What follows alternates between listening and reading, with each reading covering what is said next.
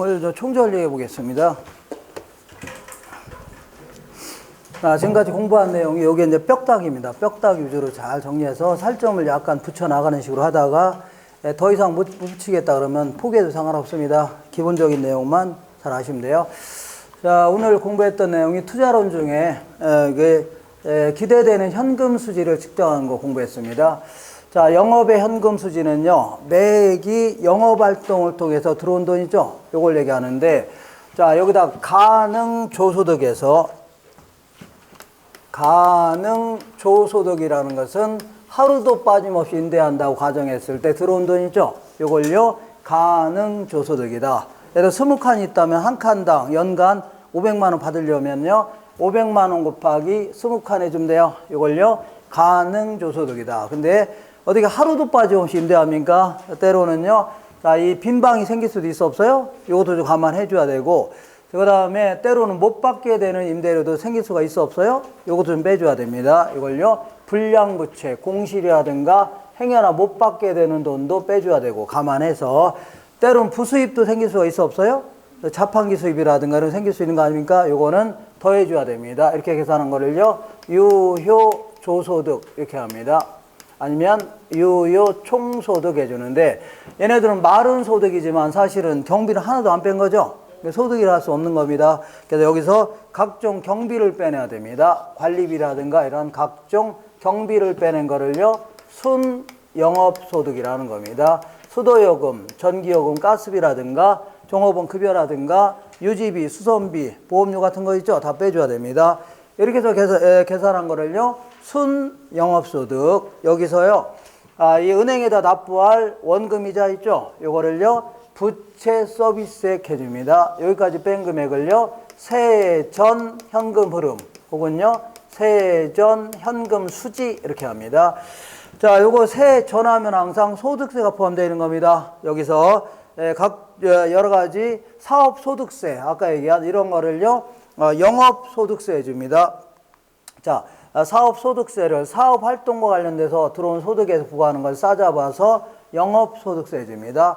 요거 뺀 금액을요, 세금까지 뺀 현금 수지다 해서 세후 현금 수지다 해줍니다. 세후 현금. 요거, 자, 이 암기를 하셔야 돼요. 암기.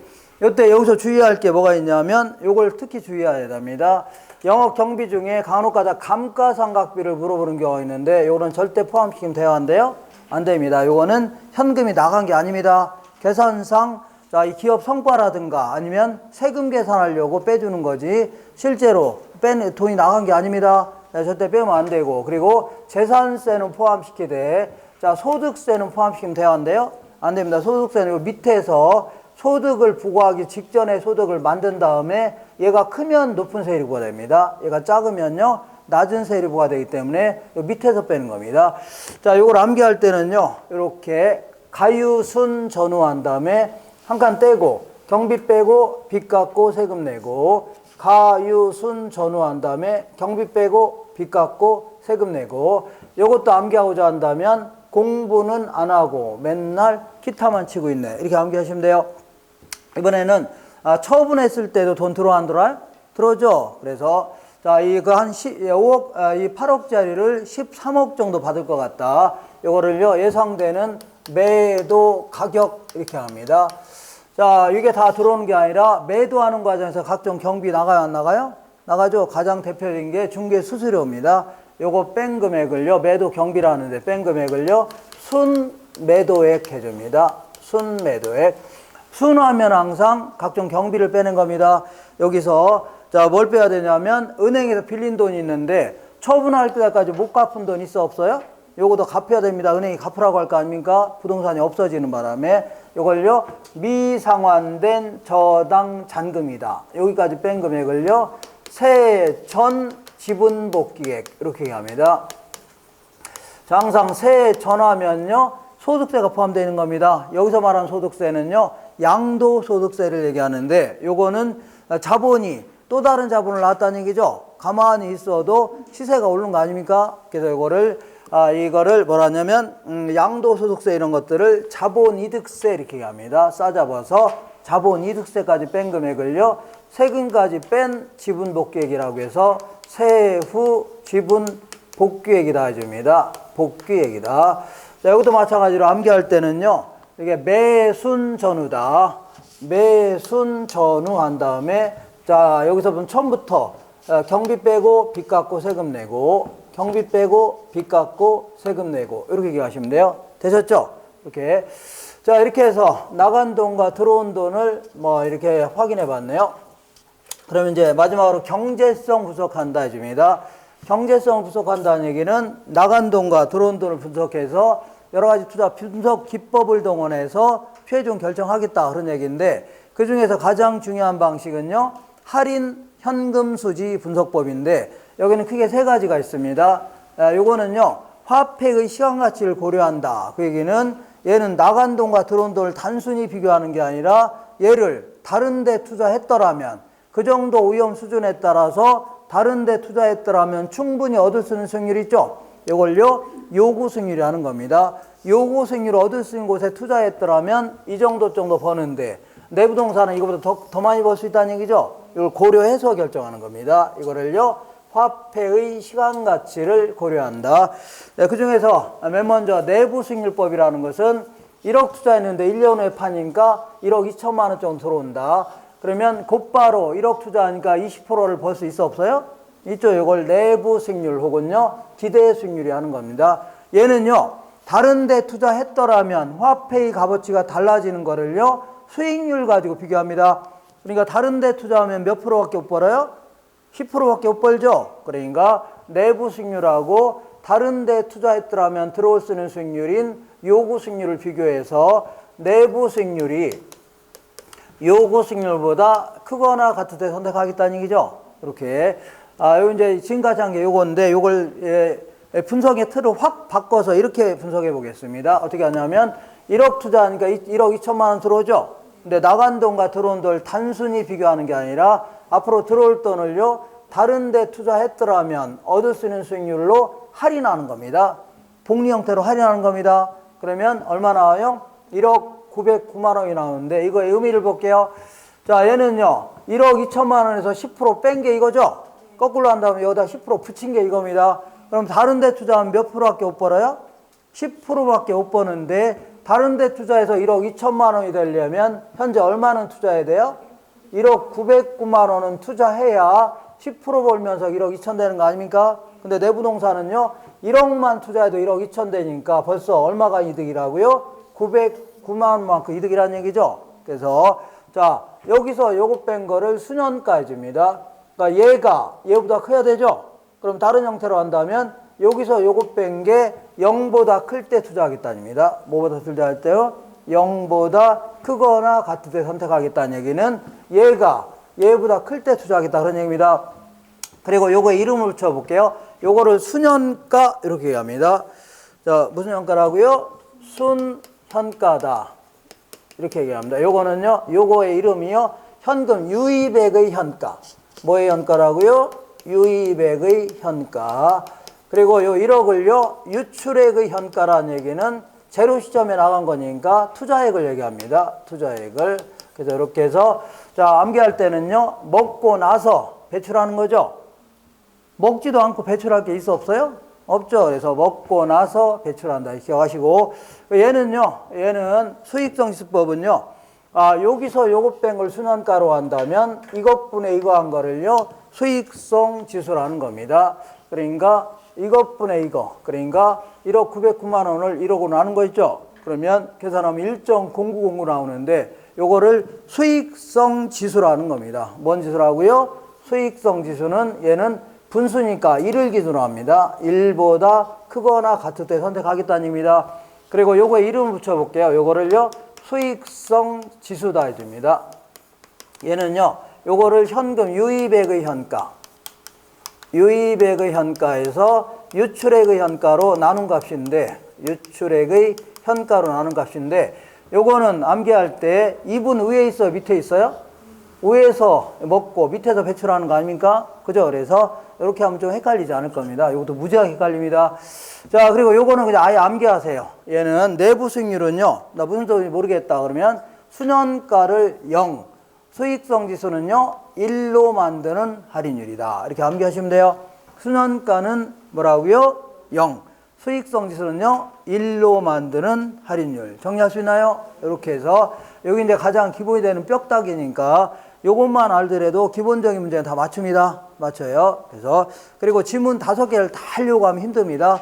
한 3개만 알아도 맞출 수가 있습니다. 3개 내에 이거 다 들어갑니다. 그러니까 너무 어렵게 공부하려고 하지 마시고 요것도 무지하게 어렵네요 하는데 그래서 요 정도는 이제 공부하고 들어가셔야 돼요. 국가고시를 보는데 그냥 들어가면 안 됩니다. 요 정도는 보고 들어가셔야 돼요.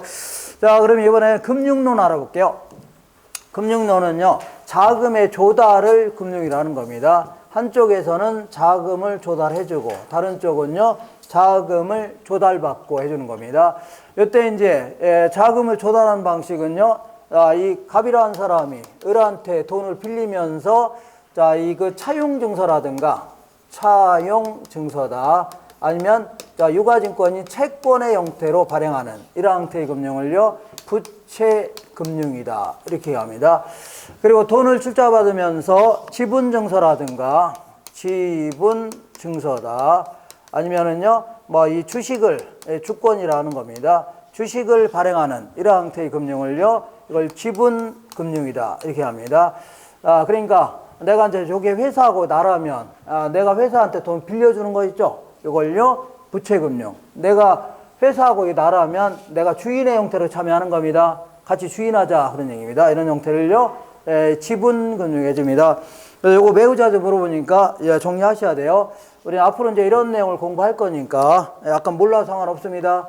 자, 우리 부채금융의 대표적인 게 주택담보대출 가장 대표적인 거고, 그 다음에 건설업자들한테 건물도 없는데 막 돈을 건축비를 빌려주는 이런 형태를요 건축대부 해주고, 건축대부의 특수한 형태 중에 하나가 프로젝트 파이낸싱 해줍니다. 나중에 PF라고 해서 특수한 형태의 금융기법인데 이것도 좀 공부를 하셔야 돼요. 그 다음에 내가 은행 가서 이제 담보 잡히고 돈 빌릴 수도 있지만 신탁회사한테 부동산을 맡기면 수익증권을 줍니다. 요걸 들고 가서 은행 가서 돈 빌릴 수도 있는데 이걸요 신탁증서금융이라는 거고, 각종 공채라든가 사채를 발행하거나 어음을 발행한다. 그리고 유동화 증권인 MBS라든가 ABS 이거 전부 다 채권입니다. 이런 걸 발행하는 형태를요 전부 다 부채금융 해줍니다.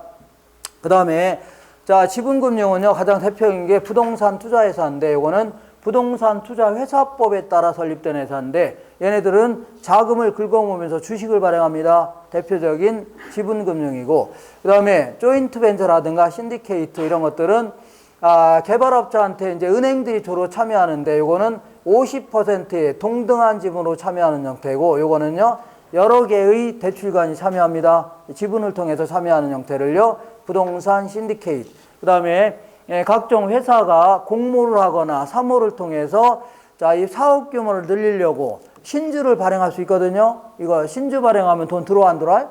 이걸요 증자한다 해줍니다. 증자. 그리고 회사가 사업 규모를 축소하려고 시중에 발행했던 주식을 사들이는 겁니다. 사들이면 돈 나가요 안 나가요? 나간 다음에 이 사들인 주식을 폐기 처분하는 거를요 감자한다 줍니다. 사업 규모를 축소하려고. 자, 이런 것들을 전부 다 자, 그 지분금융입니다. 주식을 발행하거나 회수하는 형태이기 때문에. 그리고 이 부동산 투자회사법에 따라 설립된 건 아니지만 한화투자증권이 돈을 긁어 모아서 부동산을 투자할 수 있는 거거든요. 그러면 그때 실적이 좋으면 많이 배당해주고 실적이 나쁘면요 배당 안 해줄 수 있는 겁니다. 이것도 주식을 발행하지 않았을 뿐이지 전부 다 지분금융의 형태들입니다. 어쨌거나 실적을 배당하는 형태는 다 뭐예요? 이자를 받는 게 아니라 실적을 배당하는 형태는 주식을 발행하지 않았다 하더라도 전부 다 뭐예요? 지분금융입니다. 자, 그리고 요것도 아니고 요것도 아닌 어중간한 형태가 있는데 요거를요 메자닌 금융이다 이렇게 얘기합니다. 요 메자닌이라는 표현은 1층과 2층 사이에 다락방 이런 것들을 보통 영어로 메자닌 이렇게 하는데, 얘는 자, 그 부채금융도 아니고 지분금융도 아니고 어중간한 형태 있죠. 그래서 회사채는 회사채인데 나중에 주식으로 바꿀 수가 있는 회사채입니다. 이걸요 전환사채. 회사채는 회사채인데 나중에 회사가 신주를 발행하면요, 신주의 일부를 인수할 권리가 부여되어 있습니다. 나중에는 주주가 바로 될 수도 있는 겁니다. 갖고 있는 자들은 이런 걸요, 신주 인수권이 포함되어 있다. 부라는 게 이게 부여되어 있다. 그런 얘기입니다. 이러한 사채를요, 신주 인수권부 사채. 그리고 회사가 쫄딱 망하면 빚을 먼저 갚고 남는 돈에 대해서 주주들한테 돈 줘야 되는 겁니다. 근데 얘는 후순위 채권은요, 나중에 빚을 갚을 때 얘는 아예 안 줍니다. 처음부터. 나중에 돈 남으면 주는 겁니다. 그래서 일종의 주식하고 약간 지분의 성격이 비슷하다 해서 이걸요, 후순위 채권 아니면 후순위 대출해 줍니다. 이렇게 하시고, 자, 그 다음에 요거를 암기하셔야 돼요. 요거는 3개 정도 기억하시고, 요거는요, 요 밑에 걸 암기하셔야 돼요. 리조신 035에 따른 펀드다. 요거는 리츠 회사, 요걸 얘기합니다. 그래서 요거는 조인트 벤처, 요건요, 신디케이트, 그리고 035에 따른 증자, 이런 것들, 그리고 나머지 부동산 간접 투자 펀드, 이렇게 합니다. 이런 것들은 전부 다 이 지분금융입니다. 이렇게. 자, 이렇게 해서, 자, 공부할 내용을 좀 확인할게요. 여기서는, 자, 이거 맨 먼저 대출, 돈을 빌려주는 거니까 대출 가능 금액을 정리할 필요가 있는데, 자, 대출 가능 금액은요, 옛날에는 LTV 위주로 돈을 빌렸습니다. 그래서 LTV 나오면 무조건 부동산 가격 곱하면 돼요. 그럼 뭐가 나왔나요? 나오죠? 그리고 요즘에는요, 그 사람의 소득도 좀 보고 빌려주랍니다. 그래서 DTI가 나오면 무조건 여기다가 뭘 곱하라고요? 그 사람의 소득을 곱하면 됩니다. 소득 곱한 다음에 여기다가 저당상수로 나누면 돼요. 당수로 나누면 돼요. 그러면 이렇게 계산한 대출액과 이렇게 계산한 대출액 중에 둘 중에 작은 금액을 빌려주겠다. 둘 중에 뭐라고요? 작은 금액을 빌려주겠다. 그런 얘기고, 요게 이제 이렇게 물어본 게 거의 80%입니다. 거의 이렇게 물어봐요. 근데 만약에 이 사람이 요 담보대출로 해서 나가는 돈 외에도 다른 대출을 받을 수도 있어 없어요? 그럼 이거 어떻게 할 거냐? 신용대출 받은 것도 있고 카드론 같은 거 받을 것도 있고, 그러면 다른 부채가 있다면 그거 좀 잘못되어 있습니다. 더하기로 돼 있는 빼기로 바꿔놓으세요. 잘못되어 있습니다. 빼기. 그래서 타 부채가 있다면요, 타 부채가 있다면 여기 나가는 이자는 빼줘야 됩니다. 이자. 이렇게.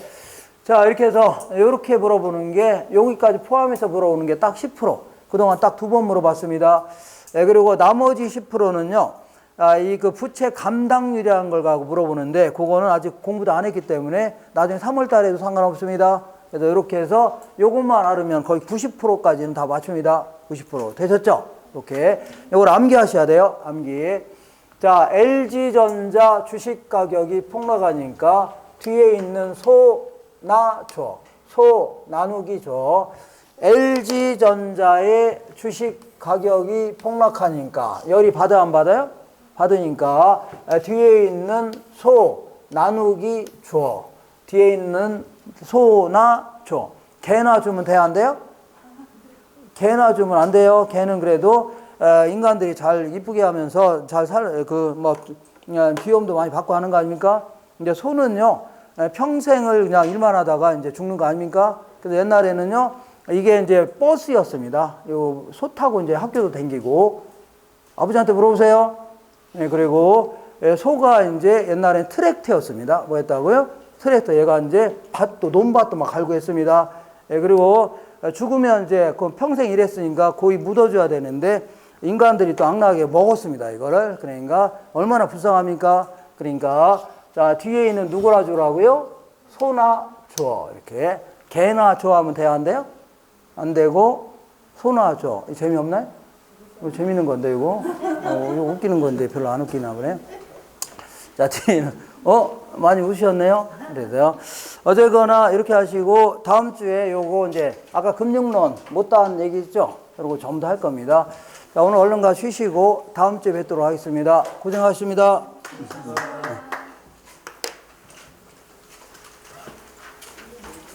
요거 백입니다, 백이. 어떤 사람은 요거 잘못됐는데요 하면서 막 와서 막 대듭니다. 이렇게. 너 때문에 떨어졌다.